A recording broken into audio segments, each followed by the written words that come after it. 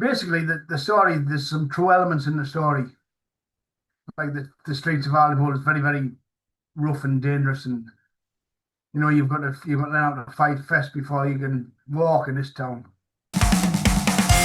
You're watching the Spotlight Network, starring Hollywood's newsman, And if you're just Logan joining Crawford. investigators, they now believe a single member. He works with TV and film legends. And now, Logan's shining the spotlight on the world's top emerging authors and creators. International were abducted. This is Spotlight with Logan Crawford, streaming on Roku, Apple TV, and Amazon Fire TV.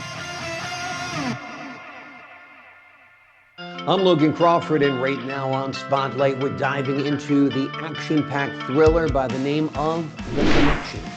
And it is written by a terrific author. His name is David Clark.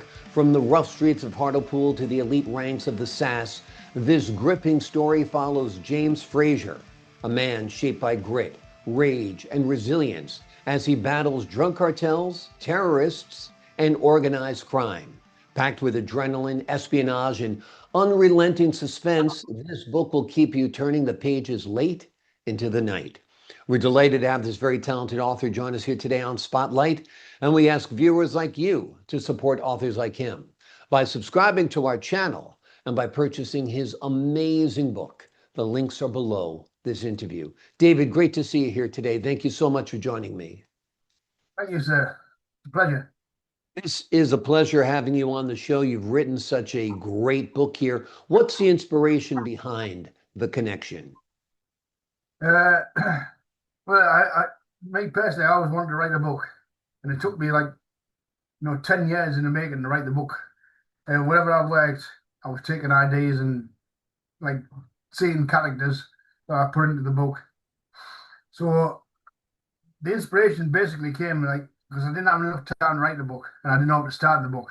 And then in 2019, I had a stroke where I died, and I was resuscitated by the paramedics.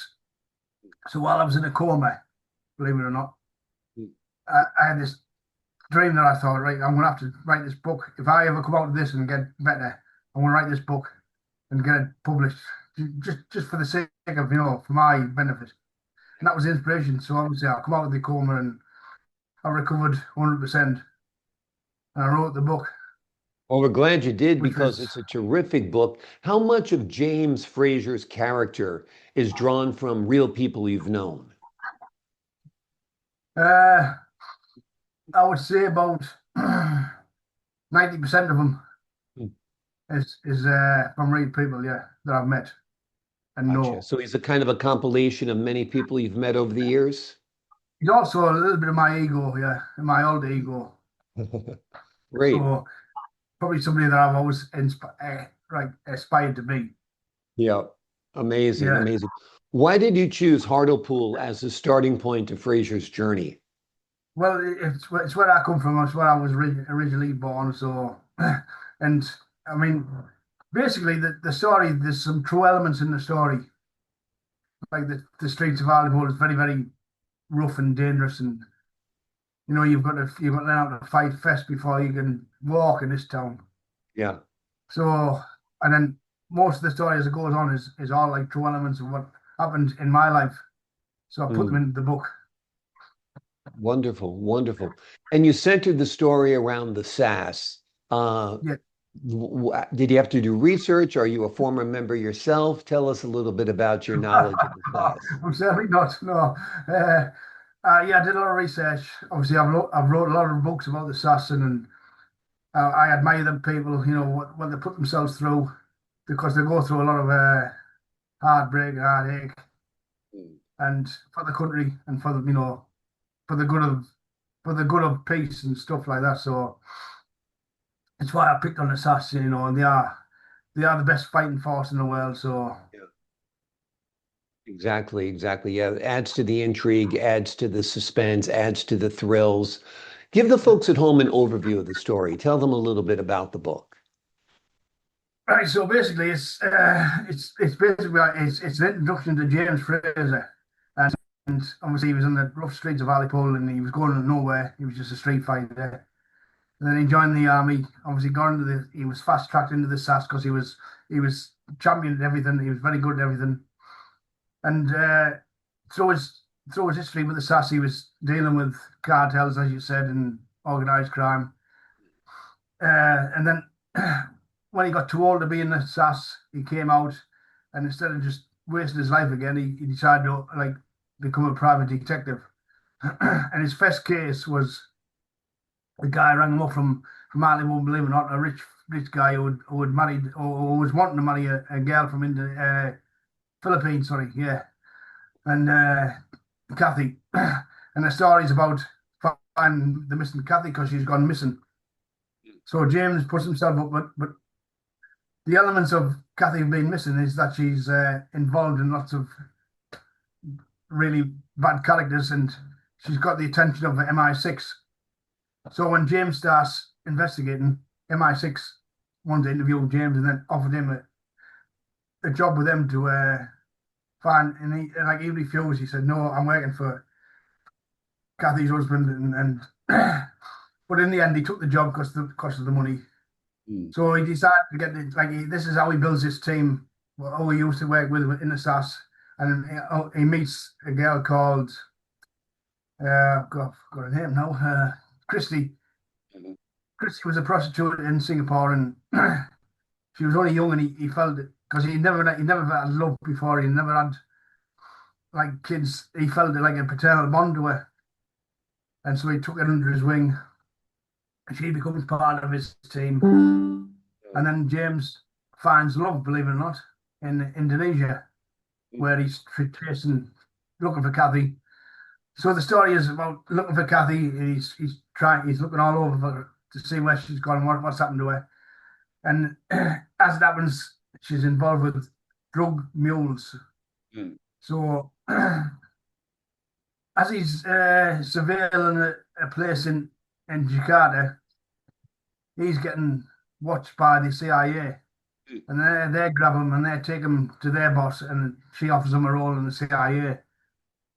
So obviously he takes that again for the money, and so he's working now for two of the top corporations in the world, CIA and MI6. But basically he's working for the guy who's looking for Kathy. So the story is basically about finding Kathy, but there's many offshots of the story where because it's just the first of the series of 4, this book, and all these other characters appear in the next 3 books. Wonderful. So yeah, so eventually, so this is a series that's ready to go, right? Yeah, hopefully, yeah. The second book's already published, so I've already finished the 3rd book, and I'm nearly finished the 4th, and that's the last of the series. Amazing, amazing. Have you envisioned this as a series of films? There's another guy named James Bond, who has done pretty well with his connections with MI6 and with the cinema. Have you envisioned this as a series of films? I could see James Fraser. Yeah, I do agree. I think it'll be an excellent film or series. I already know there's so many elements in it. There's so many offshoots, that you can go off and make a great series of it. Who would play James Fraser? Who would play him? Yeah. Oh, let me think. I've never really thought of that. Is Clive Owen too old? Oh yeah, far too old. Yeah. Yeah. Well, I've never really thought of that. Yeah, we're gonna have to get maybe a young Clive Owen to play the part or something like that. We need a. So the other guy, his friend, his best friend. It would be Gerard Butler to play him because he's Scottish. Right. That'd be great. To play James, be a difficult one, that. Yeah. We'll have to give it some thought. Anyway, a lot of actors would be lined up to play the roles, so you'll have a lot to choose from because it's a great role. It's a great thriller. How many books do you envision being in the series? Just the 4. 4. It's just 4 book series, yeah. Okay, so the first 2 are published, and the other 2 you're still working on? Yeah, well, I finished the 3rd book, and I'm working on the 4th book now. Wonderful. And who's your first reader? When you're done with the book, who do you give it to? Who do you let read? Or do you let somebody read it as you go along? No, I always give it to my wife to read. Okay. Yeah, yeah. Basically, she got me into reading books and just fantastic, you know. And I like authors like Michael Connelly and so on. So I love reading books, and I just like reading a book and getting lost in the book, and that's what I think the connection is. You Absolutely. become What was part your of it. wife's review when you gave her this book? Oh, she thought it was fantastic. Awesome. Gosh, Awesome. she Well, does. Yeah. we think it's fantastic as well. It's a terrific book. It's a thrilling thriller. It's so much of a page turner that the pages seem to turn by themselves. You will love it. You'll be glad that there are going to be four installments in this wonderful series. The first two are ready right now. The book we've been talking about today is called The Connection. It is written by David Clark. It is an unmissable read for fans of thrillers, action, and espionage. David, thank you so much for joining me here today. Thank you, sir. Thanks very much.